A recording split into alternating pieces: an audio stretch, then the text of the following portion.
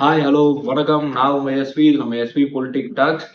இதெல்லாம் நடக்குமா அப்படின்ற ஒரு எதிர்பார்ப்புல இருந்தா நான் இதுவும் நடக்கும் அப்படின்ற மாதிரி இந்த 2026 தேர்தலா இருக்கட்டும், அதுக்கு முடிஞ்ச இந்த ஆட்சியா இருக்கட்டும், எல்லாமே வந்து ஒரு எதிர்பாரா திருப்ப மாதிரிதான் இருக்கு. அண்ணனும் தம்பியா ஒரு தாய் மகனா இருந்த திமுகவும் திமுகவோட முன்னாள் அலையன்ஸும் வந்து பாத்தீங்கன்னா அவங்க இன்னைக்கு அடிச்சுக்கிறதோ அவங்களுடைய வார்த்தை கருத்து மோதல் அதெல்லாம் வந்து பார்ப்போம். ஸோ எல்லா சமூக வலைதளங்கள்ல வந்து பார்த்துருக்கலாம். ஸோ விசிகாக்கோ திமுகவோ இடையே வந்து கை கலப்பே வந்து ஆச்சு ஒரு இடத்துல. ஸோ அதுல ஒருத்தர் வந்து ஜெட் வேகத்துல வந்து ஸ்பைடர்மேன் மாதிரி பறந்து வந்து அடிச்சது அது எல்லாமே நம்ம வந்து பார்த்தோம். ஸோ அது மட்டும் இல்லாம அதோட தொடர்ச்சியா இப்போ இந்த டைம் வரைக்கும் வந்து பாத்தீங்கன்னா கருத்து ரீதியாவும் வந்து திமுகக்கும் விசிகா திமுக காங்கிரஸ் ஆல்ரெடி திமுக காங்கிரஸ் வந்து இதுவாயிடுச்சு. உதயநிதி அவர்கள் வந்து என்ன சொன்னாருன்னா முதுகுல வந்து குத்திட்டாங்க காங்கிரஸ் அப்படின்ற மாதிரி சொல்லியிருந்தாங்க. மத்தவங்க எல்லாம் என்ன சொன்னாங்கன்னா அவங்களாம் நாங்க சொல்லிதான் வந்து போயிருக்காங்க அப்படின்ற மாதிரி சொன்னாங்க. அவங்களும் என்ன சொன்னாங்க, ஒரு மரியாதை நிமித்தம் ஸ்டாலின் அவர்களை வந்து சந்தித்துதான் நாங்க வந்து இந்த கூட்டணி வந்து வச்சுக்கிட்டோம். அதாவது கூட்டணி கிடையாது, இந்த ஆட்சி அமைய நாங்க வந்து ஒத்துழைக்கிறோம் அப்படின்றத வந்து சொன்னாங்க. ஆனா இன்னைக்கு வந்து பாத்தீங்கன்னா அந்த நிலைமை வந்து தொடர்றதா பாத்தீங்கன்னா இல்ல. விசிகாக்கும் திமுகவும் கை கலப்பே ஆயிடுச்சு. கம்யூனிஸ்டும் திமுகவும் பாத்தீங்கன்னா கருத்து ரீதியா வந்து இப்போ வந்து மோதிக்கிறாங்க. ஸோ இப்படி ஒரு பரபரப்பான சூழ்நிலை வந்து போயிட்டு இருந்தாலும் நான் தான் ட்ரெண்ட்ல இருப்பேன்ற மாதிரி அமைச்சர் கீர்த்தனா அவர்கள் வந்து ஒரு ரீல் வந்து வெளியிட்டு இருந்தாங்க. ஸோ அந்த ரீலோட பின்விளைவு என்ன அப்படின்றத வந்து நீங்க பார்க்கலாம். அந்த வீடியோ வந்து வெளியிட்டது வந்து பாத்தீங்கன்னா ரொம்ப விமர்சனங்களுக்கு உள்ளாச்சு. பல பேர் வந்து அத ஒரு மொழி அரசியலா வந்து எடுத்துட்டு போனாங்க. பல பேர் வந்து கரெக்டான விமர்சனம் வந்து வச்சாங்க. ஏன்னா அவங்க வந்து தொழில்துறை அமைச்சர். ஒரு தொழில்துறை அமைச்சரா என்ன பண்ணணும், முன்னாடி இருந்த கவர்மெண்ட்ல என்னென்ன இன்வெஸ்ட்மெண்ட்ஸ்லாம் வந்து வந்திருக்கு, என்னென்ன ஒப்பந்தங்கள்லாம் வந்து போட்டிருக்காங்க, இவங்க ஆட்சி வந்து மாறும் போது அதாவது அந்த தேர்தல் வரும்போது அந்த தேர்தல் முன்னாடி ஏதாவது ஒப்பந்தங்கள் வந்து ஆயிருக்கா, ஏதாவது இங்க இருந்த ஒப்பந்தம் வந்து இதுவாகி வேற ஏதாவது ஒப்பந்தம் வந்து ஆகியிருக்கா, அது இல்லாம வேற எந்த மாதிரி ஒப்பந்தங்கள்லாம் இங்க வந்து இன்னும் இழுத்துட்டு வரலாம், இன்னும் வந்து தமிழ்நாடு வந்து எப்படி டெவலப் பண்ணலாம் அப்படின்றத வந்து இவங்க பார்க்கணும். அதுக்கான மீட்டிங்ஸ் என்னென்ன பண்ணலாம், எந்தெந்த ஊருக்கு போய் எப்படி எந்தெந்த இன்வெஸ்டர்ஸ் வந்து தமிழ்நாட்டுக்கு வந்து எடுத்துட்டு வரலாம், எது வந்து தமிழ்நாட்டுக்கு நல்லது, எது தமிழ்நாட்டுக்கு வந்து தேவையில்லை தொழில்துறை சார்பா அப்படின்றத வந்து பார்க்காம இவங்க என்ன பண்ணிருக்காங்கன்னா ஒரு ரீல்ஸ் எடுத்து போட்டிருக்காங்க. ஸோ இந்த மாதிரி ஒரு கருத்து ஒரு சைடு ஒருத்தவங்க வைக்க, இன்னொரு சைடு என்ன பண்ணிட்டாங்கன்னா மொழி அரசியலா வந்து இதை எடுத்துட்டு போக பார்த்தாங்க. காரணம் என்னன்னா இந்த ரீலை வந்து எல்லா ட்ரோல் செஞ்சதுக்கு அவங்களுக்கு சப்போர்ட்டா ஆந்திர பிரதேஷோட முதலமைச்சருடைய மகன், அதாவது நாரா லோகேஷ் அவர் வந்து பாத்தீங்கன்னா ஒரு MLA and minister of Andhra Pradesh. அவர் என்ன வந்து சொல்லியிருக்காருன்னா அவங்க தெலுங்குதுலயே வந்து கீர்த்தனா காரு இந்த மாதிரி வந்து ட்ரோல்ஸ் இதெல்லாம் வந்து வரதா செய்யும், டெவலப்மெண்ட் வந்து யார் பண்ணுவா, நம்ம தான் பண்ணணும் அப்படின்ற மாதிரி ஒரு விஷயம் வந்து சொல்லியிருக்காரு.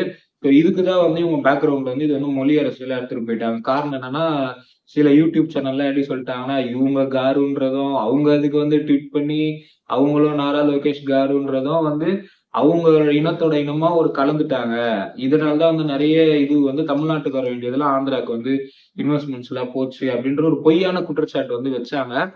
பட் இருந்தாலும் அமைச்சர் கீர்த்தனா அவர்கள் பண்ண விஷயம் வந்து ஒரு ரொம்ப மிகப்பெரிய ஒரு கண்டிக்கத்தக்க செயல் தான் நம்ம சொல்லணும். காரணம் என்னன்னா அவங்களுடைய வேலை இந்த ஒப்பந்தங்கள்லாம் என்ன ஆச்சுன்னு செக் பண்ணி இது இன்னும் மேல எப்படி டெவலப் பண்றது. ஸோ அதோடைய வேலை. அதை விட்டுட்டு இன்ஸ்டால ரீல்ஸ் போடுறாங்க. ரீல்ஸ் மெயினா யார் வந்து பார்ப்பாங்க, சமூக வலைத்தளங்கள்ல பொழுதுபோக்குக்காக இன்ஃபுளுசர்ஸ் அதுக்குன்னு இருக்காங்க. அவங்க அந்த மாதிரி ஆள் தான் பார்ப்பாங்க. ஒரு டெவலப்மெண்ட் நோக்கி போறவன் ஒரு இன்வெஸ்டர்ஸ் வந்து எப்படி வந்து ரீல் வந்து பார்த்துட்டு இருப்பான்? கண்டிப்பா வந்து கிடையவே கிடையாது. நம்ம வேணும்னா ஒரு சிறு குறு தொழில் அந்த இது வந்து டெவலப் பண்றதுக்கான அந்த ரீல்ஸ் சமூக வலைத்தளங்கள் வந்து இதுவா இருக்கலாம். ஆனா அந்த லார்ஜ் அமௌண்ட் ஆஃப் இண்டஸ்ட்ரிஸ் வரும்போது பாத்தீங்கன்னா அவன் வந்து எப்படி வந்து இன்ஸ்டால உட்காந்து ரீல் பார்ப்பான் அப்படின்ற ஒரு கேள்வி வந்து எழுது. ஸோ இதுக்கப்புறமாவது அமைச்சர் கீர்த்தனா அவர்கள் வந்து இது யாரோடைய அவங்களா வந்து யோசிச்சு வந்து செஞ்சாங்களா, இல்ல வேற யாராவது வலியுறுத்தல்னால வந்து செஞ்சாங்களா என்னன்னு நம்ம தெரியல. ஸோ இதுக்கப்புறம் ஆஃப்டர் திஸ் அவங்க வந்து இதை மாத்திக்கணும் அப்படின்றது தான் நம்மளுடைய ஒரு கோரிக்கை. இப்படி போயிட்டு இருக்க ஒரு சூழல்ல வந்து பாத்தீங்கன்னா போலூர்ல இருக்க ஒரு எம்எல்ஏ, அதாவது தமிழ்நாட்டுக்கு வந்து என்ன ஆச்சுன்னு தெரியல, இந்த ஆட்சி வந்ததுல இருந்து ஆய்வு ஆய்வு ஆய்வு எல்லா இடத்துலயும் வந்து ஆய்வு அப்படின்ற மாதிரிதான் போயிட்டு இருக்காங்க. சரி எம்எல்ஏ மினிஸ்டர்ஸ் ஆய்வுக்கு போறாங்கன்னு பார்த்தீங்கன்னா ஒரு சைடு தாவேகா உறுப்பினர்கள் வந்து ஆய்வுக்கு போக ஆரம்பிச்சாங்க. அதுக்கப்புறம் திரு புஷி ஆனந்த் அவர்கள் வந்து அறிக்கையெல்லாம் விட்டுருந்தாரு, அம்மா கொஞ்ச நாள் வந்து அமைதியாயிருங்க, இந்த மாதிரி வந்து தாவேகாவினர் வந்து இந்த மாதிரி விஷயத்துல வந்து ஈடுபடக்கூடாது அப்படின்ற ஒரு அறிக்கை வந்து விட்டிருந்தாரு. சோ இந்த போலூர் எம்எல்ஏ வந்து பாத்தீங்கன்னா ஆய்வுக்கு வந்து போற இடத்துல என்ன பண்றாரு, அதாவது இந்த தாவேகாவோட இதுவே என்ன ஆயிடுச்சுன்னா இந்த ரீல்ஸ் மோகத்திலேதான் வந்து எல்லாம் போயிட்டு இருக்காங்க. இவங்க போகும்போதே என்னன்னா ஒரு கேமரா வந்து கூட கூப்பிட்டு போயிடுறாங்க. கேமரா இவங்களே தான் வந்து ஆன் பண்ணி வச்சுட்டு எல்லாமே வந்து ரெக்கார்ட் பண்றாங்க. போன இடத்துல என்ன விஷயம் வந்து நடந்ததுன்னா, அவங்க ஒரு இளைஞர் வந்து நின்றுட்டு இருந்தாரு. அவர் நிஜமாலே திமிரா நின்றுட்டு இருந்தாரோ இல்ல அவரோட பாடி லாங்குவேஜ் அப்படிதான் நம்மளுக்கு வந்து தெரியாது. ஆனா நான் நிக்கும் போது ஒரு மாதிரி நிப்பேன், அவங்க அவங்க ஸ்டைல்ல ஒருத்தர் ஒரு ஒரு மாதிரி தான் நிப்பாங்க. இப்படிதான் நிக்கணும் அப்படின்றது வந்து எந்த சட்டமும் வந்து கிடையாது. ஆனா நம்ம எம்எல்ஏ வந்து பாத்தீங்கன்னா ஃபர்ஸ்ட் ஆஃப் ஆல் ஒரு அமைச்சர் வந்து ஆய்வுக்கு போலாம்.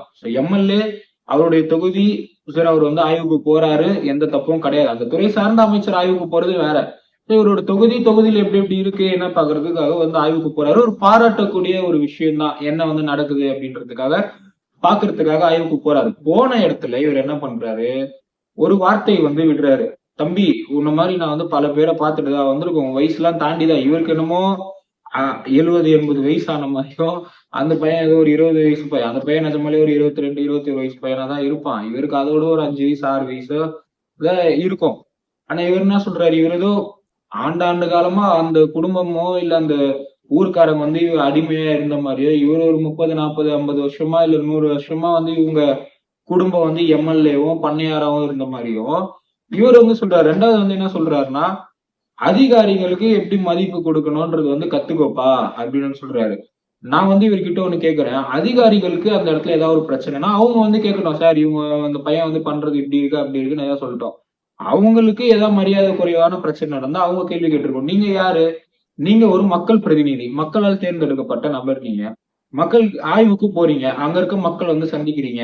அவன் எப்படி வேணா நிக்கட்டுமே, நீ போய் உங்க அப்பாவை பார்த்து கத்துக்கோப்பா, உங்க அப்பா அப்படி நிக்கிறாரு நீ எப்படிப்பா நிக்கிற அப்படின்ற கேள்வி கேட்கறீங்க. நீங்க யாரு ஃபர்ஸ்ட்? இன்னைக்கு தாவேகா விஜயோட ஃபேக்டராலதான் நீங்க வந்து எம்எல்ஏ. தனித்து நீங்க எம்எல்ஏவா நின்று இருந்தீங்கன்னா அந்த இடத்துல நீங்க எத்தனை ஓட்டு எடுத்திருப்பீங்க? அன்னைக்கு உங்களுக்கு கை கொடுத்தது வந்து விஜயோட மூஞ்சி. அந்த ஒரு பிராண்டை வச்சு நீங்க வந்து ஜெயிச்சு இன்னைக்கு வந்து வந்திருக்கீங்க. சோ மக்களுக்கு வந்து நல்லது பண்றதுக்காக ஏதோ ஆய்வுக்கு போறீங்க கேக்குறீங்க.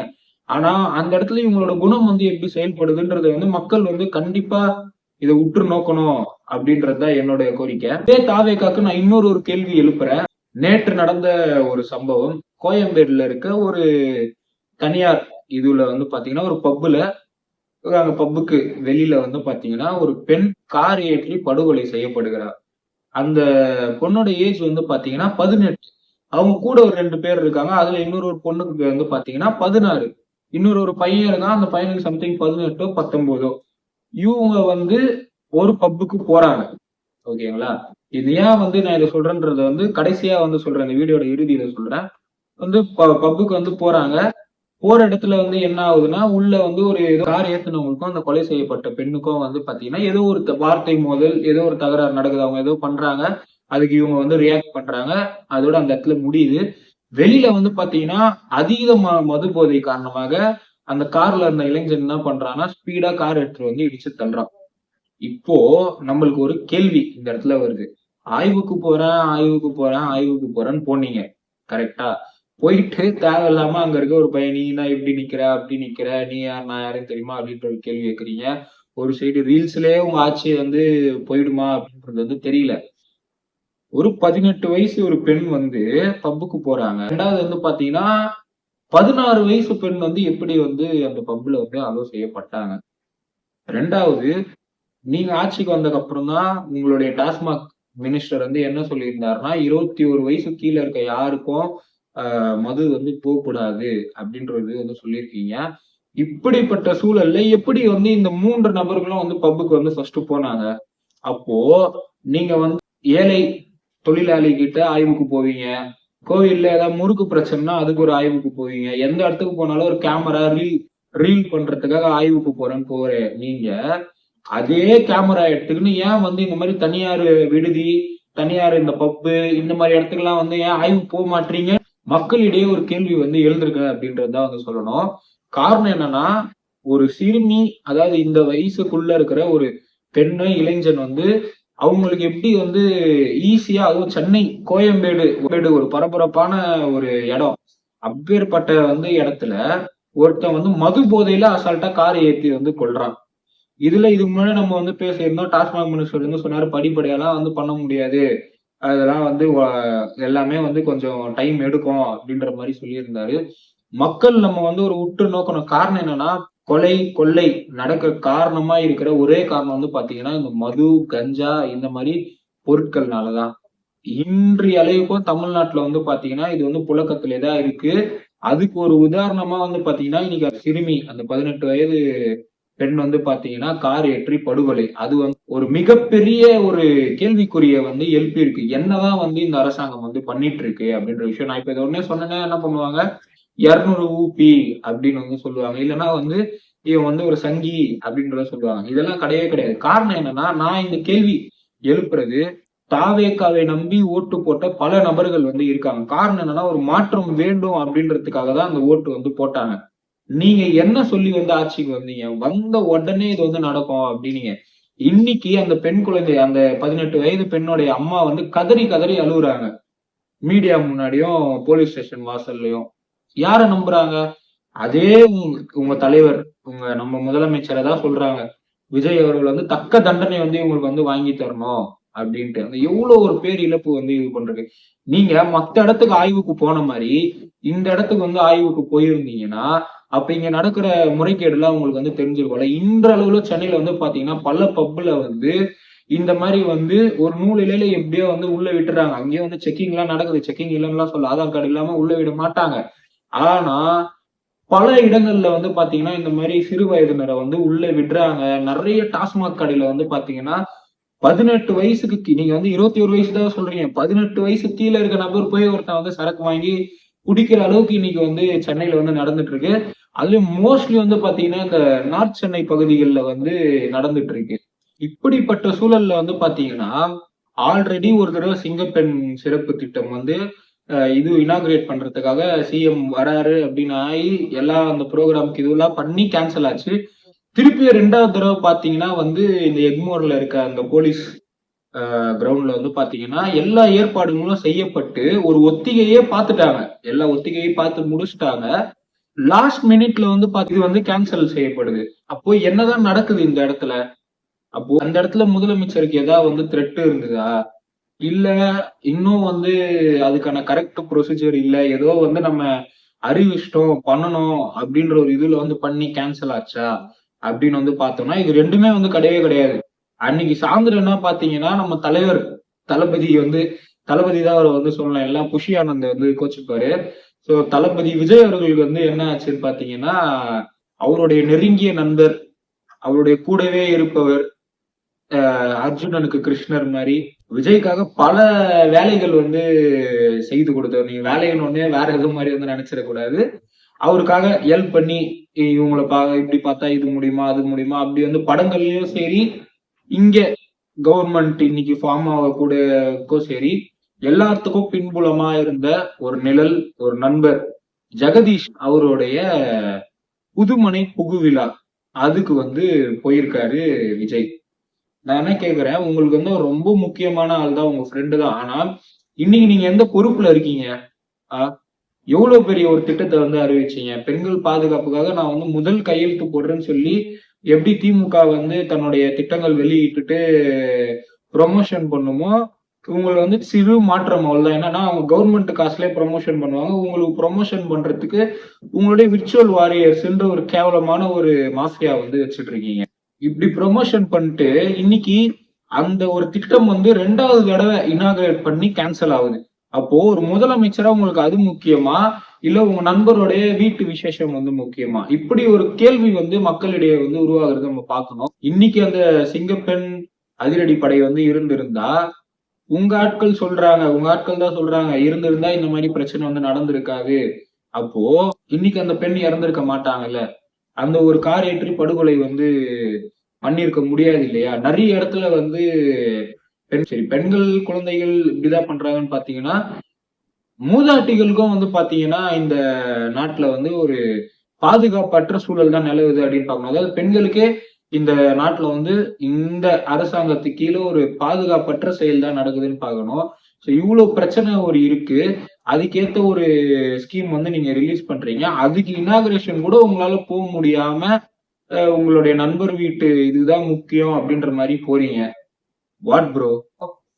ஸோ வீடியோட இறுதியா உங்ககிட்ட நான் எப்பவுமே கேட்கறது, உங்களுடைய ஆதரவை சப்ஸ்கிரைப் மூலயமா எஸ்வி பொலிட்டிக் டாக்ஸ்க்கு தாங்க. நன்றி, வணக்கம்.